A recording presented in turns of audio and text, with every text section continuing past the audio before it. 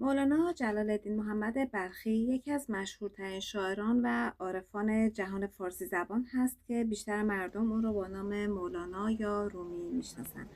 اون در بلخ متولد شد و بخش بزرگی از زندگیش رو در شهر قونیه گذروند و در همونجا هم در سال 1273 میلادی درگذشت.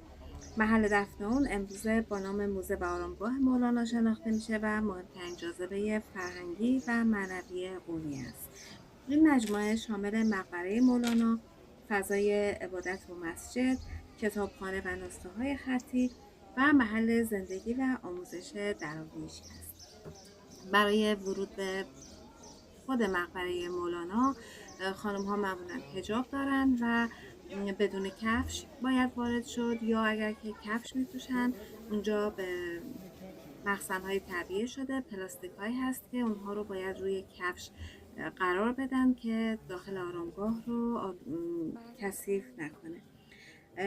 گنبد فیروزه‌ای یا گنبد سبز مهمترین بخش آرامگاه هست که نماد شهر قونیه است. داخل آرامگاه فضای بسیار آروم و معنوی داره و روی قبر مولانا هم با پارچه های زربافت و خطاطی های عثمانی پر شده. الان داخل مقبره است که در واقع اون رو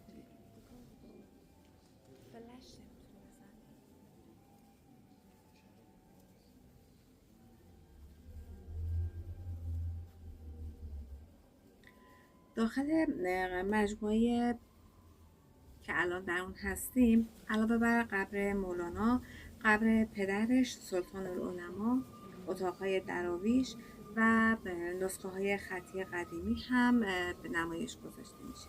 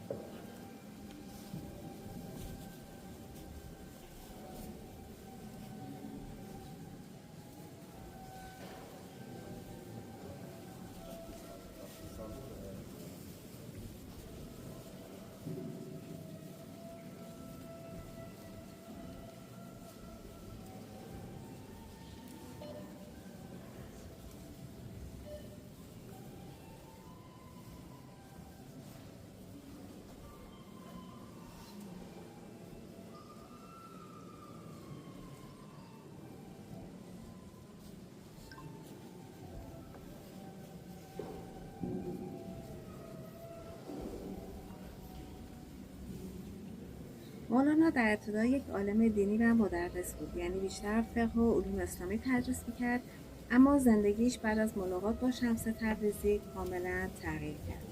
شمس تبریزی یک درویش عارف آزاداندیش بود که حدود سال 1244 میلادی وارد قونیه شد و با مولانا دیدار کرد. این دیدار یکی از معروفترین ملاقات‌های عرفانی تاریخ شد.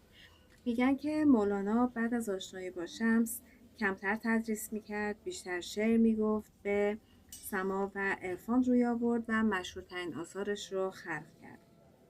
حتی کتاب معروف دیوان شمس رو هم به نام شمس نوشت. بعضی از روایت ها میگن که اطرافیان مولانا به شمس حسادت میکردن و شمس ناگهان ناپدید میشه. هنوز هم دقیقا معلوم نیست آرامگاه واقعی شمس کجاست. بعضی ها میگن که در خوی دفن شده و بعضی ها معتقدن در قونیه دفن شده که بعد از اینکه از مقبره مولانا خارج شدیم در ادامه مقبره شمس تبریزی رو هم خواهیم دید که در مقایسه با مقبره مولانا خیلی ساده تر هست.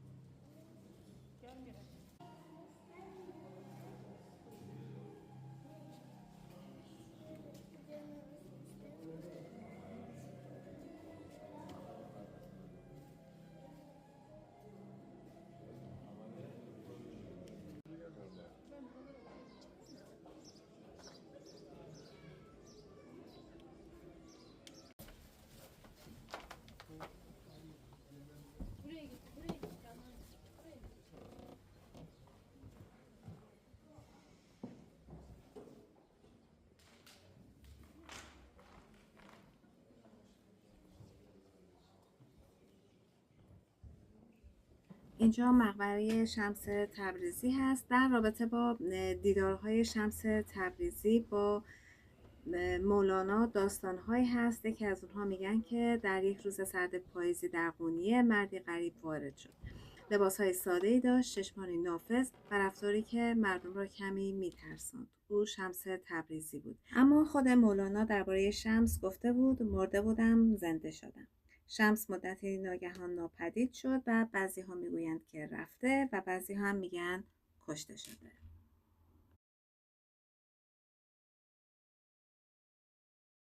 اینجا دیگه فضای روبروی مقبره هست که بازارهای سنتی، رستوران‌های خیلی خوب، که این رستورانی بود که ما نهار رو اونجا داشتیم.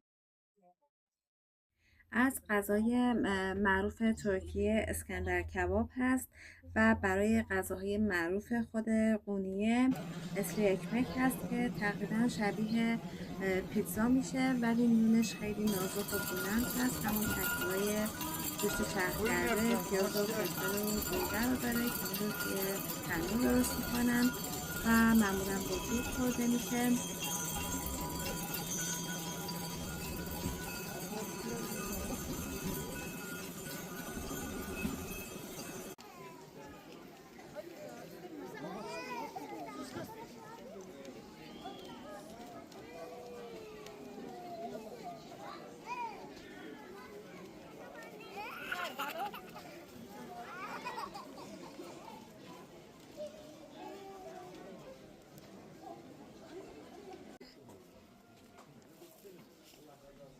و در نزدیکی همون مقبره مولانا در واقع بازار سنتی بود، بازاری که هر چیزی رو که اراده می‌کردی اونجا میتونستی پیدا کنی. یه قسمت قبل چند لحظه پیش دیدیم که قهوه رو اونجا سیاب می‌کردن و در ادامهش بازار پارچه فروش هاشون هست و همینطوری که جلوتر بریم به بازار اغذیه فروشیش هم میرسیم که در واقع اونجا انواع و اقسام مواد غذایی در انواع شکل‌ها، اندازه‌ها و طعم‌های مختلف رو میتونستیم داشته باشیم. انواع زیتون، انواع پنیرهای مختلف و میوه‌ها که تنوع بسیار زیادی داشت و در نوع خودش یکی از جذاب‌ترین بازارهایی بود که من دیدم. توجهتون رو به دیدن اینها جلب کنم.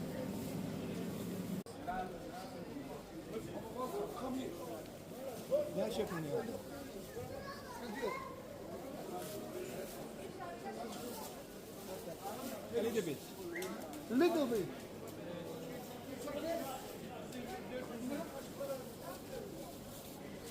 Hey.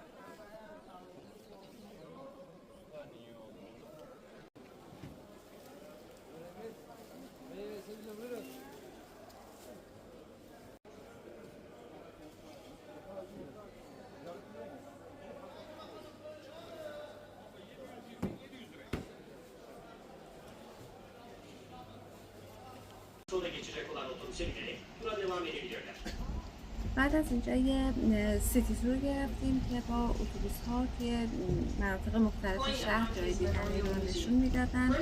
از همون میدانی شروع شد که آرامگاه کلاسیسی اونجا بود و از اونجا رفتیم به باغ پرندگان و پروانه ها در واقع که اینجا شروعش هست و تعداد تنوع پروانه های خیلی زیادی نداشت ولی باغ بسیار زیبایی بود.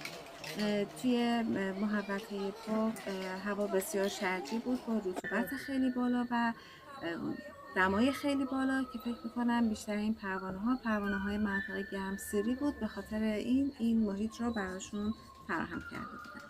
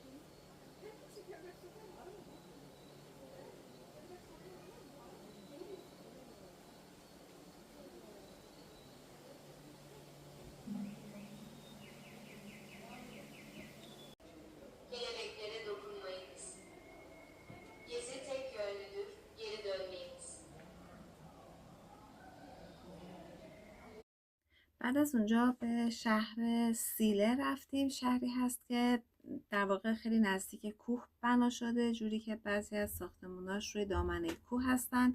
صنایع دستی که خیلی اونجا دیده میشد کوزه های سفالی بود که انواع و اقسام و طرح و شکل‌های مختلفی رو داشتن و در واقع به عنوان سوغاتی میشد اینها رو تهیه کرد. البته خیلی بزرگه برای سوغاتی ولی خب شکل‌های مینیاتوری و کوچیک‌ترش رو هم داشت که میشد اونها رو تهیه کرد. اونها هم شکل‌ها و طرح‌های خیلی متفاوتی داشتن که غیر از اون فنجان‌های قهوه خوریشون میشه به صنایع دستی که شکل‌هایی که در واقع مربوط بود به مقبره مولانا، رقص سماع دراویش و گنبد آرامگاه مولانا اشاره کرد. این یکی از بهترین چیزایی است که اونجا میتونید داشته باشید، قهوه‌ای که روی شنهای خیلی ریز و داغ تهیه میشه که بوی بسیار عالی میداد. کاش میشد که بوش رو هم ضبط کرد. کاش بوش هم میشد ضبط کرد. بکن.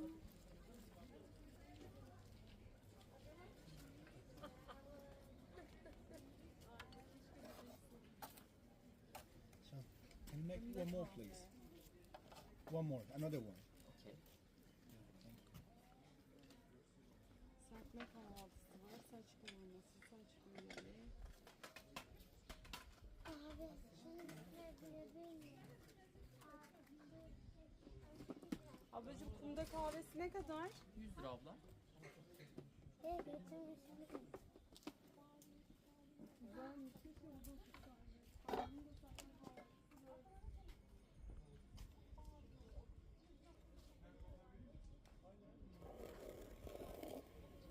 ¿Cómo puede ser?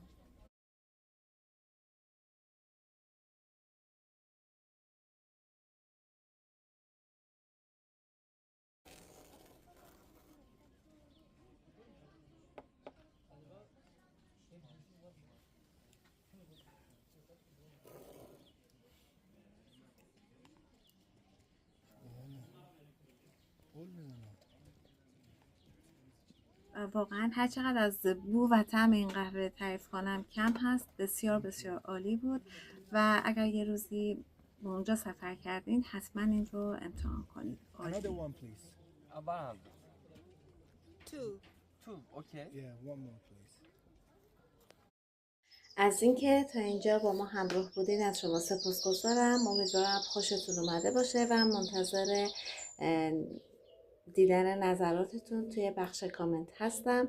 با امید روزهای روشن. ممنون از توجهتون.